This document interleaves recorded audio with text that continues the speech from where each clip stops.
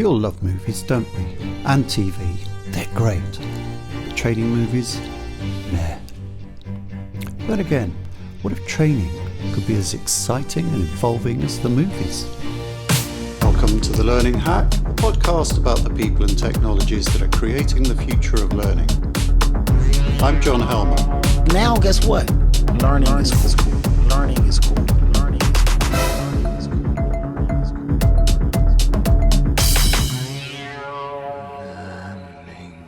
We are a storytelling animal, psychologists tell us. Stories are fundamental to the way our minds work, an important part of how we learn. But stories with an obvious learning purpose, little parables that tell us what to do and what not to do. Here's Jimmy. Jimmy's laundering money. Don't be like Jimmy. Don't do money laundering. Well, stories like that are for kids, aren't they? Adults don't want parables. They want drama. They want stories with passion, jeopardy, dramatic reversals of fortune, good jokes. Eject a seat, you're joking. I never joke about my work, 007. My guest this time on The Learning Hack has a new book coming out which helps learning professionals harness the power of video drama for workplace learning. Kate Fitzgerald, Head of Fact, tell us about this drama Lama. Hack facts. Tom Hickmore is Creative Director of Nice Media, My name's Hickmore, Tom Hickmore. the video learning company he has been with since its founding in 2003. He had early success as a video artist. His university dissertation was titled Dada Spawn and the Culture of Chaos, and he exhibited at MoMA in New York and the ICA in London.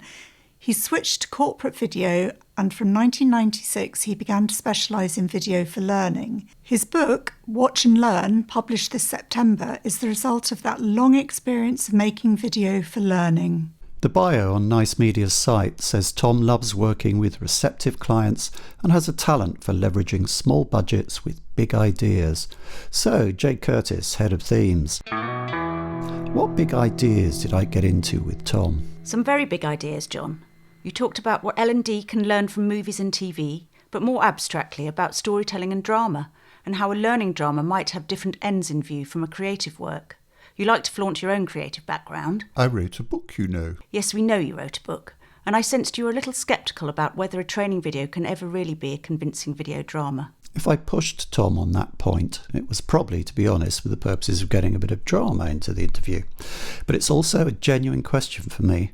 Working on the Great Minds series, our sister podcast about learning theory, has shown me that learning has its own set of laws and mechanics that are very different from those you learn when you're trying to entertain and move people with, say, a novel or a movie.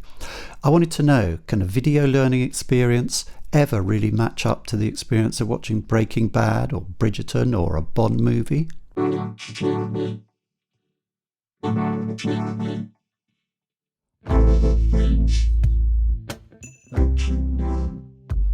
Welcome back to the podcast, Tom, because you've been on before.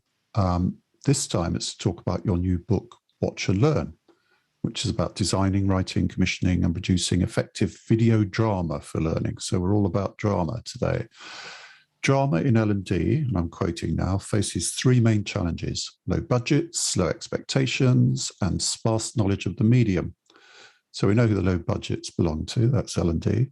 But what about the low expectations and the sparse knowledge? Whose are those? So what I'm asking really is, who is this book for and how is it going to help them? Okay, well, let's start with the sparse knowledge, if that's okay. So, I've worked with loads of people in L&D who are, extremely knowledgeable about drama, and I've worked with a lot who know enough to know that they don't know so much, which is also really good.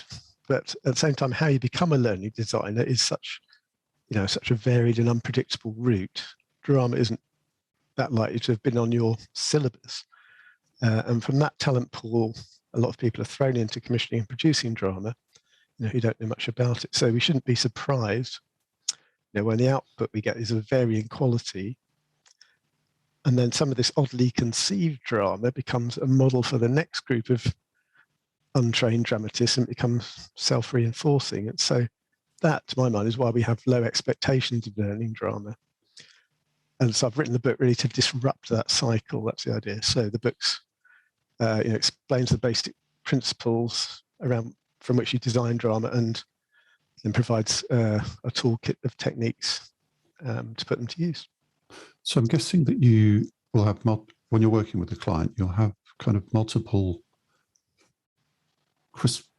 bulbs in that Christmas light. I'm not explaining this very well. There are multiple people involved in that. You may have a learning designer who doesn't necessarily know that much about drama. You will have a client who perhaps a head of learning, head of e-learning, who doesn't necessarily know about drama that much. And they may have stakeholders as well who have a low knowledge. So rather than being aimed at any one particular person and function, it's kind of everyone in that ecosystem to raise their knowledge. Is that right? Ideally, yeah. I mean, I think, I'm not going to get to everyone, but I think if you can get to sort of a critical mass, because as I say, my theory is that that we see things that are made on a poor basis and they become self-reinforcing as the sort of the standard. And I do think, I say this because a lot of the people I work with, work in TV and stuff, and I say to them, I've written this book, just, and they say, yeah, because all you need is just a little bit of knowledge, and stuff could be so much better. That's what they often say to me, and yeah, that's basically in it. I think a lot of it is just about the very basic principles that we work from, really.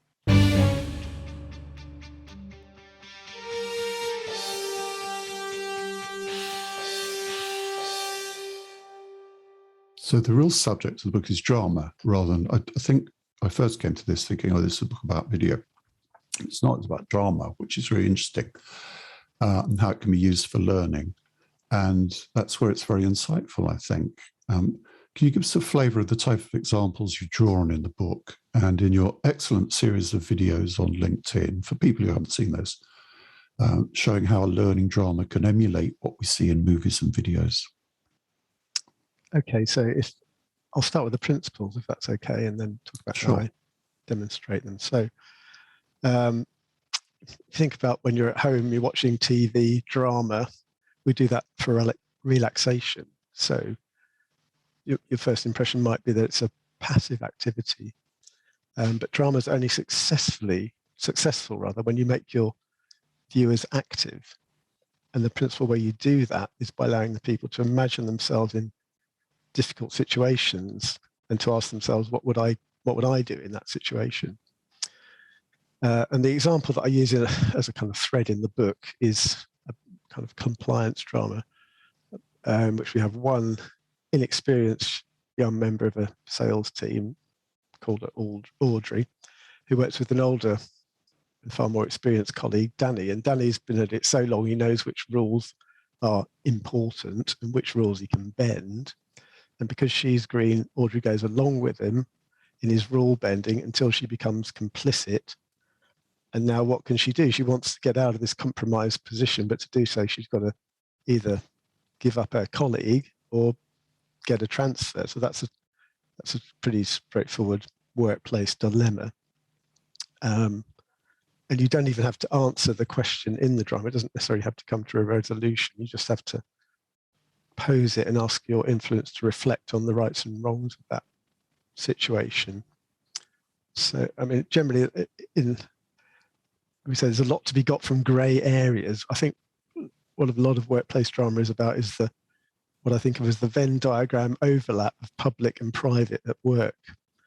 And that's where the drama is, and that defines an area that's hard to manage. And then in my little series that you refer to, What Can TV Teach L&D, I look at various well-known TV shows and break them down a bit to demonstrate some of those techniques that I described. So anyone you're particularly keen on, John, that you wanted me to I love them all, Tom. Yeah, very sweet, very sweet. Line of Duty, James Bond, Game of Thrones. Okay. I could say a bit about Game of Thrones is quite an interesting one because I actually started watching that. My wife forced me to watch it, and I thought, God, this is ridiculous. I can't make any sense of this nonsense. And then I thought, it's not to make. You can't make sense of it But that's actually the point, because it's aimed at a social media generation. And what they're trying to do is generate a buzz and get people to talk about it. And if you look at all the media presence of Game of Thrones, there's all these, there's a program straight after Game of Thrones on Channel 4 or whatever, in which they discuss what's actually going on in the plot. There's stuff on YouTube. There's a live Twitter stream that happens at the same time as the programs go out. So this is a good example of how you can use a drama in a learning context to generate some discussion. And that might be in a MOOC or it might be in a live context, but it's just that's how it relates to L&D anyway, that particular one. I think there's another thing that comes out of the Game of Thrones thing, which is that you might not kind of understand who's related to who and what terrible thing happened 20 years ago that makes them want to hate each other and why they're fighting, and all the weird names and the names of the country and the affiliations. You might think, I just don't understand this stuff, but it's really exciting. This is, and it's that we respond emotionally to video rather than intellectually. The thing doesn't necessarily have to make sense to kind of engage us. You certainly don't have to over-explain things. I think that's another thing, to draw people in. And of course, most learning comes from, other learning is about exposition, which is, that's exactly what you try to avoid in drama, is exposition, So that in itself is a big sort of head switch for most people in learning who want to get involved in drama, I think. You don't have to convince me of that. You're talking to a man who spent a year writing the first chapter of his novel, which I would say eventually got published. But an entire year. I mean, I wasn't doing anything else. I just did that chapter for a year because exposition is the hardest stuff to get right and make interesting. Absolutely, yeah. Actually, I did talk about the James Bond example in that. Should I mention that one? Yeah. So that's quite an interesting little example. If you look at the history of, James Bond's got a problem because they have to just tell you about all the gadgets. That's the exposition part. Yeah. And if you look at the history of the films, it started off almost literally like a training film in which they sort of open this case from Russia with Love and show you where the daggers are as Q demonstrates it to Bond. And then as it goes on, Bond becomes kind of teases Q, who's the straight man, and Bond's like a sort of naughty schoolboy. And then it just becomes this kind of character playoff and becomes quite fun. And then right up to the modern times when I talk about one in, I can't think which one, Casino Royale. I think they've got one gadget, but the scene is so popular, everyone loves that little interplay that they have it in there anyway. So that's just one little example of how we can make exposition more interesting when we make it conflictual. And there's a thing there that once everybody knows the lines of that, the plot and what's going to happen in a Bond film and the conventions and the norms, you don't have to state them. On the other hand, it would be very boring if you just kind of repeated the same kind of setup every time. So kind of riff off it, you get humor out of it. A lot of humor in the most recent Bond films, riffing off I think there's a line in Casino Royale. He asks for a dry martini and says, "Do you want that shaken or stirred?" And he kind of says, "Do I look like I give a f-?" Great line. But I think there is a point there about what people complain a lot about sort of learning videos, that they're really on the nose. And the Bond franchise has survived by not being on the nose. The books seem to call for people to be more sophisticated in their use of drama for learning and not so on the nose. I felt there's a bit of a cri de coeur in there slightly. How easy or difficult is it in your long experience and your interaction with client organizations to get permission from a client to do the sort of challenging drama you talk about in the book? Is it frustrating sometimes? I might have. I think when I talk about drama being challenging, or to give an impression that it's being challenging, that might be slightly might misrepresent a bit, because that is the core of drama, is this conflict But, you can have conflicts that are light-hearted, more lightweight. That's the basis of sitcom, after all. It's all based on conflicting characters.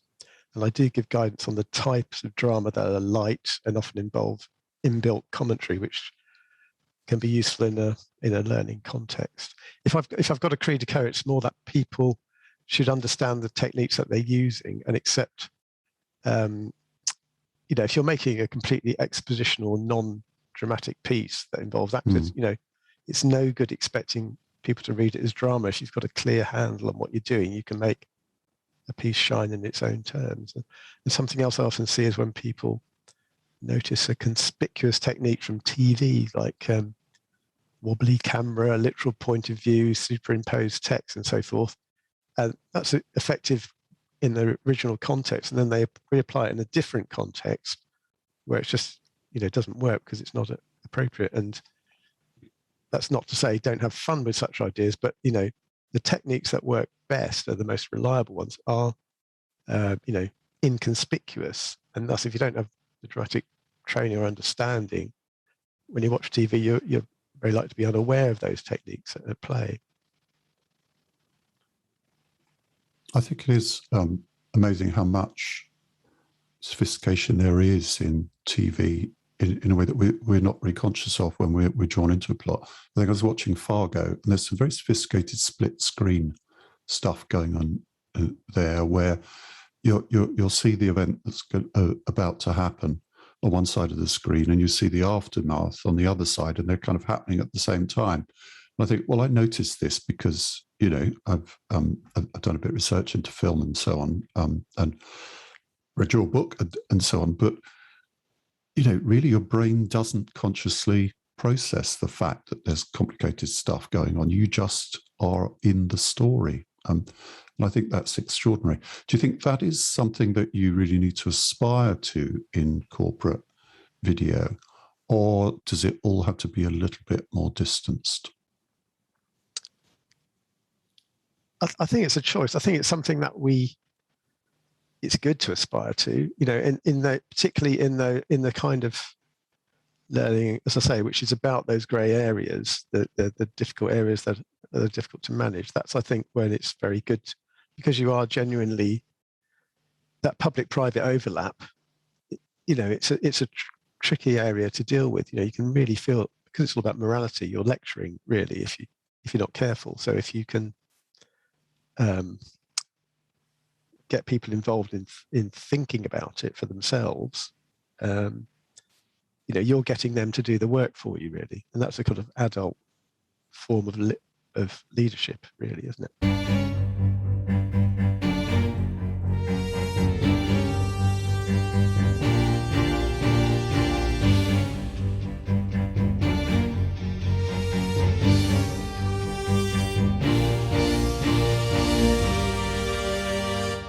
We hear a lot about storytelling in corporates nowadays. It's even a job title, corporate storyteller, usually a salesperson. But when the word drama comes up, it's usually in a negative sense in organizations, as something to avoid. Oh, God, we've got a bit of drama on today. Can you talk a bit about the relationship between story and drama in the context of what you do and what you're saying in your book? In the book, you say storytelling is an evolved tool for managing large groups, and you say we need stories once you get above the Dunbar number and so on. But that's not what drama is, surely. Drama often involves a clash of stories. Take your example about Jaws, the Robert Shaw character, Quint, the scarred old fisherman. He's got a different story about the shark from the oceanographer, played by Richard Dreyfuss, who clearly went to college and has an academic basis in science. In fact, it's got a different story about the ocean, perhaps a different story about the world, and it relates to all kind of stuff in the American psyche from Moby Dick onwards. Isn't drama the place where we observe and reflect on competing narratives that really can't be reconciled except through some cathartic event? Can a learning video really contain that sort of dynamic clash in a context like corporates, where there's really only one story, which is the company's story? I have to apologize. That's the longest question I've ever asked. That's an epic question. Epic. Well, actually, I think it's actually a fantastic example, because that clash of world views, that is the essence of drama. And yes, it can be a corporate message. But if you, this is what I was just alluding to, really, if you tell a linear corporate story, if you just show actors acting out the right thing, for example, it very soon turns to preaching. And that is an audience turn-off, So whether they're stories, whether they're corporate ones or on TV or even kids' books, are moral. And it's always tricky to be authoritarian about morality. So that comes back to what I was saying, so if you can show two worldviews clashing and raise questions, you're so it goes back to the little compliance drama I was discussing. Mm-hmm. In that you raise a question, what's the right thing to do? This is a real world problem. It's not a million miles from where you're sitting in your job right now, whoever you are. What is the right thing to do? And clearly people say, well, all right, yeah, you're right. He is bending the rules, and actually things could go really wrong. And I can see empathy for that more less experienced person, but you don't have to necessarily, anyway, the clever thing is to do that less preachily. Yeah. But I think what I'm getting at there is to do it less preachily means to some extent exploring that there is an opposite mindset. There is a mindset that sees that differently. Earlier on, you mentioned the older sales guy in a scenario who knows which rules to bend. I think that's actually very familiar in kind of company culture. But in a dramatic context, you think of Glenn Ross, for instance, you would be right in the head of that character. You would see his world. You would see why he thinks that way. And you would think, well, yeah, there is a certain justification to a lot of that because kind of, let's face it, we've all got to get through life. Corporate video surely can't err into that kind of territory. Well, I mean, you're not really talking about such, they're not so deep, are they? Because you're not trying to get into, very deep, long, involved dramas. But we are talking about, people have real feelings and they take them to work, and they need to be managed. And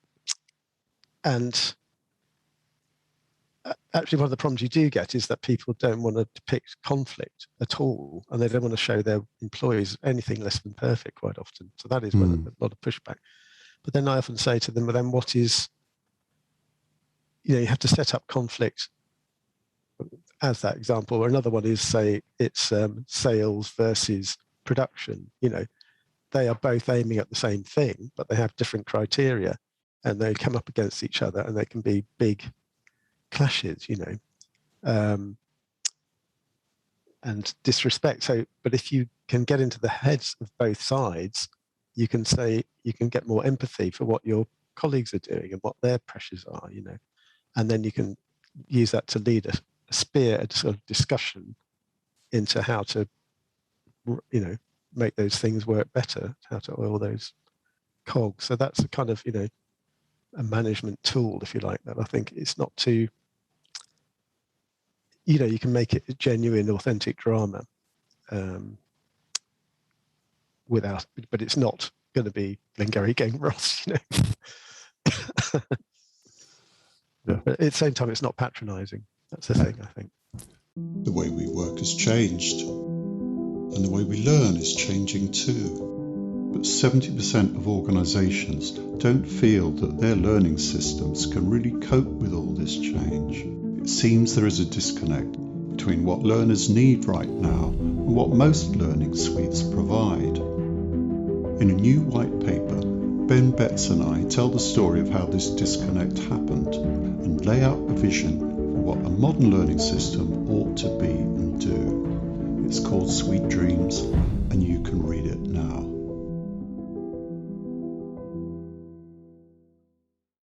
You can see what I did there. I was introducing a slightly antagonistic note to those questions.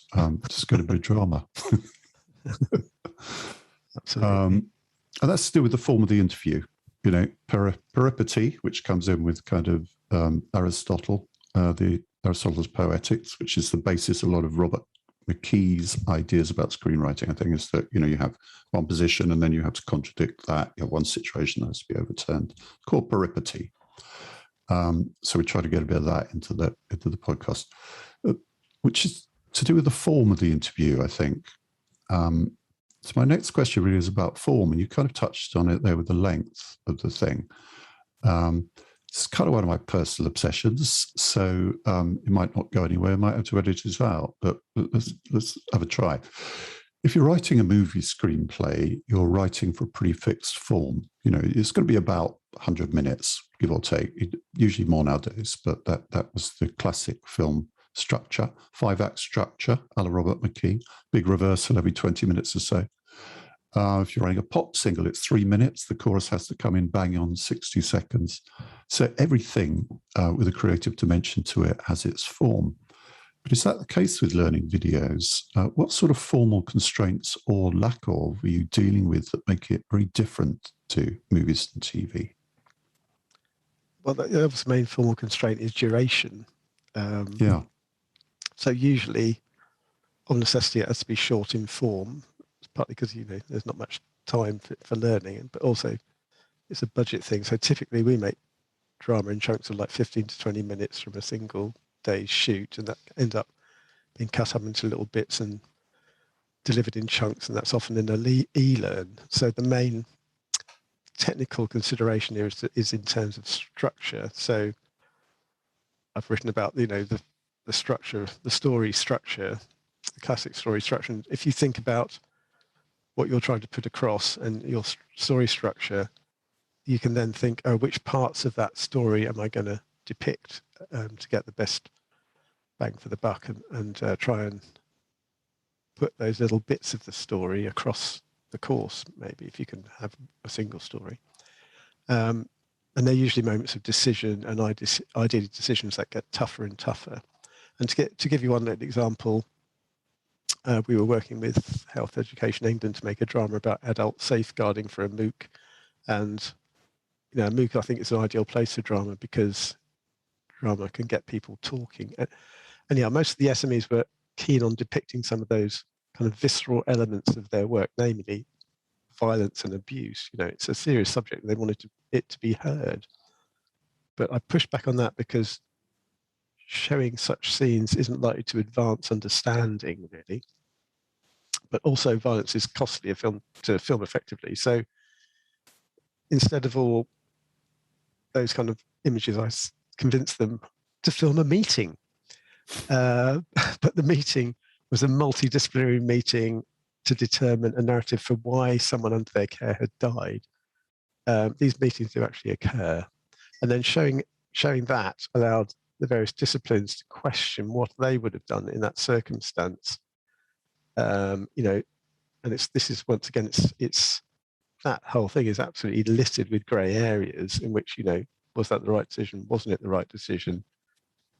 And indeed, adult safeguarding, of course, that is what it is about. You know, it's very, very tough work, and people need to sort of share that stuff and say, you know, I went over the line. Did I go over the line there? You went over the line. You know, those kind of things, because that is the reality. So it was very fruitful, but all it was a meeting. Is this where you drew on the line of duty example in your video? I think Yes, I did. I funny enough, yeah, I talked about that in Line of Duty because my little kind of flashback over over this death of someone who is in an adult safeguarding case was comparable to the Line of Duty meetings, which were almost like little kind of investigative. Yeah, they had these very tense meetings in the glass box for anybody who hadn't seen it. The language is very formal, very controlled, and yet they are absolutely gripping television. That's the paradox that underlies the success of that series, I think. Yes, because everything is. How can I put it? There's a lot at stake with every sort of single word that's spoken. And I think, and also in this sort of flashback thing about, what happened, what they actually do in these adult safeguarding, I forgot what they call the particular meetings, but it was they try to establish a narrative that they can then give to a hearing. And so when they're doing that, there's kind of fighting over, you did that, I did that, but I didn't do anything, So there is quite a lot of sort of, tension and pressure in that.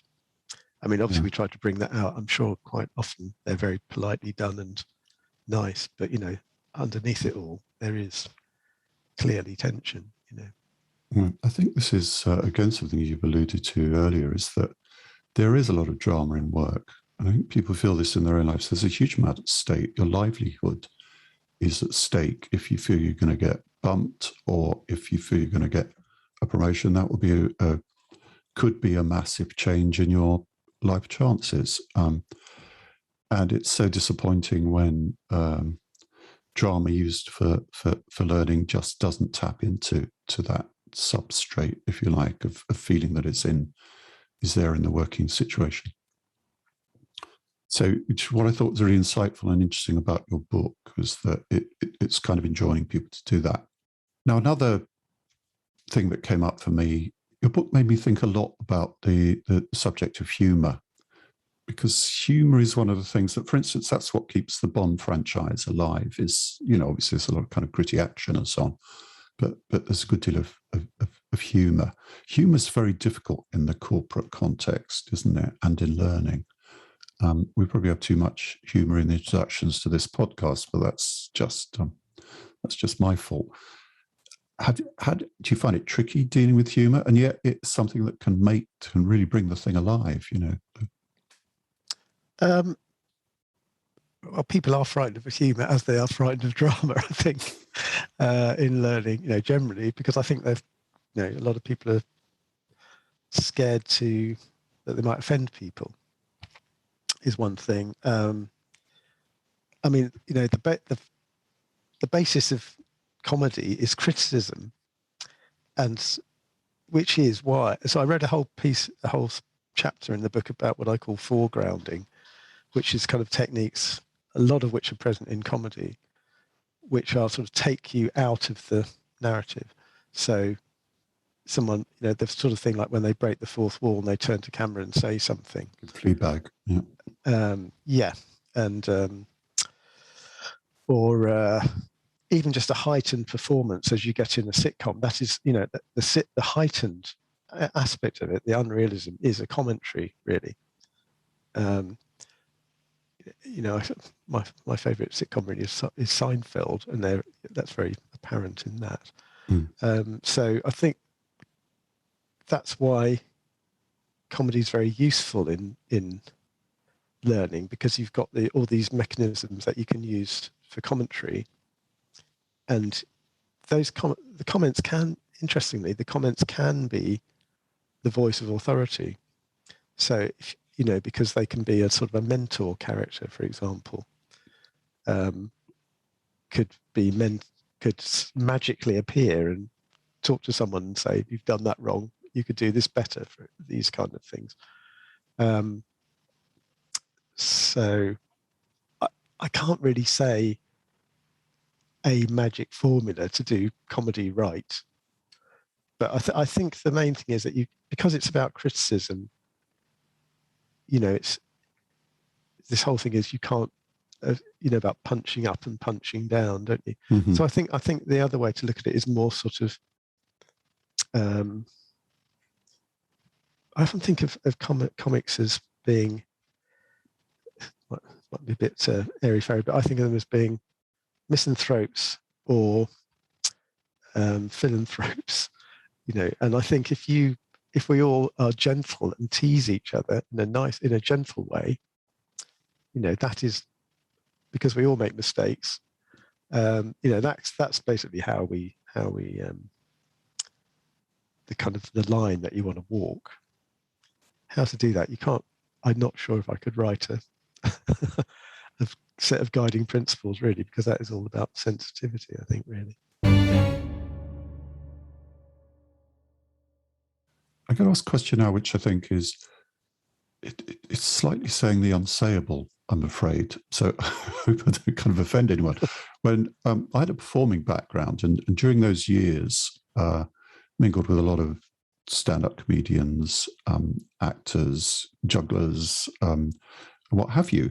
And the prevailing view there about corporate work was that was somewhere where you went to pay the rent, but it's not where you did your best work. In fact, it was a bit kind of seen as money for old rope. So in the corporate sphere, we're kind of harnessing creative skills. Is it difficult to deal with the fact that people will turn up, in fact, in a performance because they think this is corporate? I think, we may all have had that experience of going to an awards ceremony, for instance, where they've hired a really hot comedian who you watch on the TV, split your sides laughing, and they turn up and they just insult the audience and take the money, take the piss out of HR people and so on. And we laugh, but it's kind of with a bitter edge because that person isn't really invested in the context of what they're doing. Is it again, a long question, is it difficult harnessing creative talents and getting the best out of them and getting writers and everybody, musicians, to do their best work in this context? Well, I think that is one of the aims of the book, because I think, we can't just, we need to aspire higher in learning, I think, and because actually for the sort of budgets that we're paying, you can film a bad script, you can film a good script. And if you film a good script, then actors want to play it and they want to do it justice, So, and the script isn't just the script, it's the conception behind the script, So the more we understand about what we can actually do with this medium, the more people will want, we have to have those technicians involved anyway, actors, camera people, etc. Better we can make our material, the more they want to invest in it. But you are quite right. I sometimes get people who just say, "Oh, it's only a corporate," and you can tell that they're just slumming it. And I just won't work with those people again because But you get plenty of actors who are just, I'm acting. This is great. I don't, this is my, and that's it. Funny enough, I heard. Do you remember Philip Seymour Hoffman, who died a couple of years ago?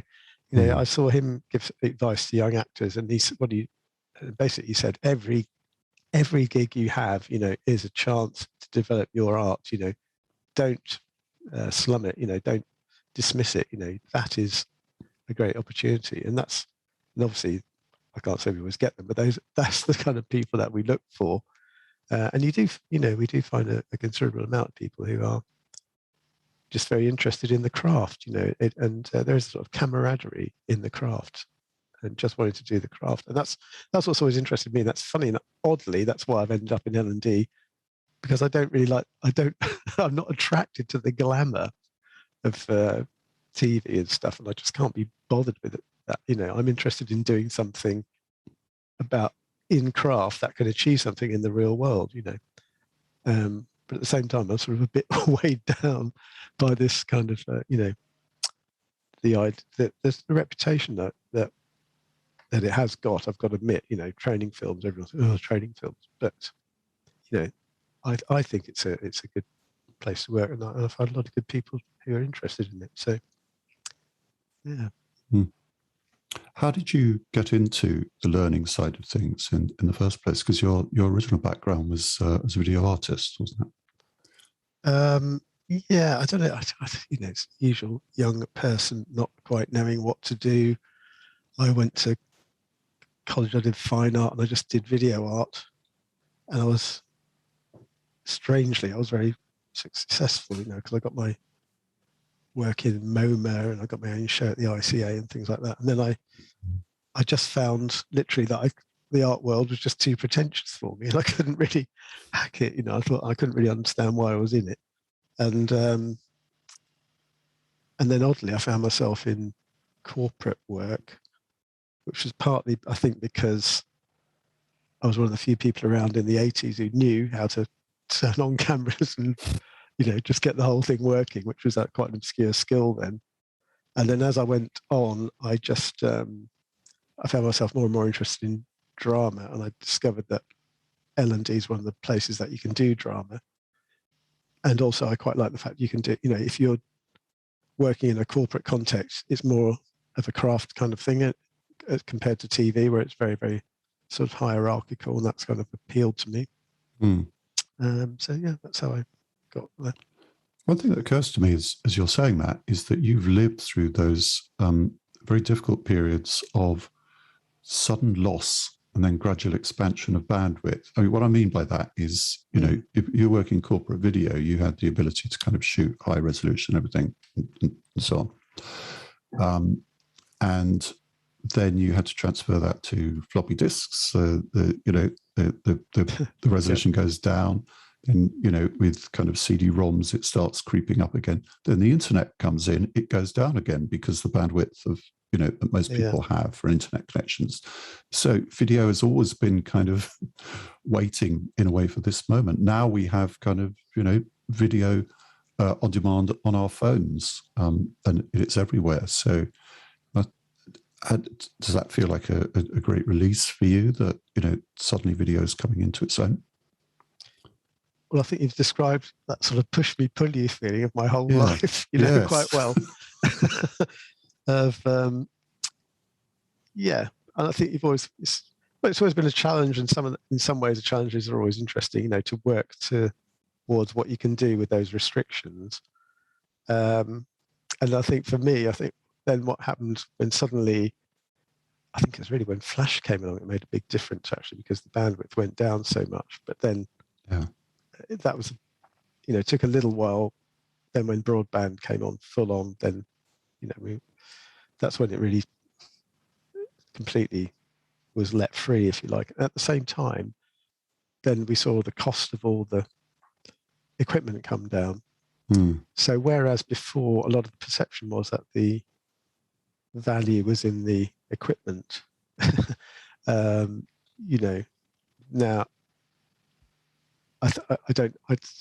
that's obviously gone, and therefore one has to focus more on the fact that it's your skills, and it's how you understand the medium. And funny enough, I've never been any kind of techno fetishist at all. I don't avoid that. I've never minded kind of lo-fi. It's just it's what you do with it. I think, and then but it has also seen this kind of the fact that the equipment's become so readily available. Then you get a lot of people coming in, and then you get a lot of superficial technique coming in, which I find which is very alluring, and people love it. But I'm really not allured, which is stuff like endless tracking shots and gimbals and low depth of when low depth field first came in with the the Canon 5D, for example. This became some incredible kind of fetish that everything had to look sexy in that way, like an advertising piece. But all those things do, to me, just kind of get in the way, really, of the fundamental. What's your script? What are you trying to say? How can you say it most efficiently? Those things are nice to have when they're appropriate, So I just found all that a bit annoying, but I'm heartened now. I think it's come round that the sort of the starry-eyed aspect of that is wearing away, and I think we're getting back to sort of core values, if you like. I'm hoping so, because that's what I'm trying to purvey in this volume. Yeah. All of that, I think. The fact the costs are coming down. There's more bandwidth available. Throws the emphasis on skills, really, the skills of people like yourself to do this properly. I think all of that really says why this is a very timely book release. So I think as we're recording it, it's 2 days away, so the book will be out by the time this goes out. Where's the best place for people to get this book? On Amazon. that's actually the only place we're flogging it. I'm sorry to be, bit on PC in that respect. And you can get it on hardback or ebook.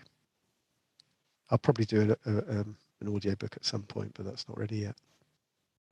Lovely. Well, look forward to everybody getting that and enjoying it as much as I did. So thanks a lot for taking the time today, Tom. Very nice to talk to you, John. Thank you.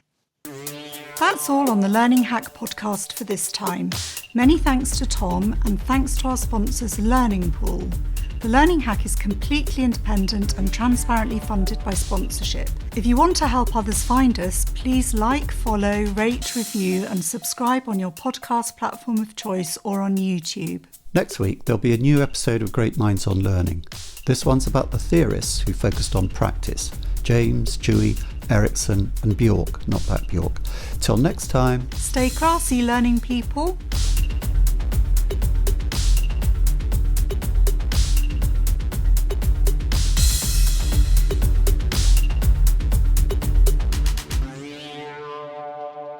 Now I finally get it.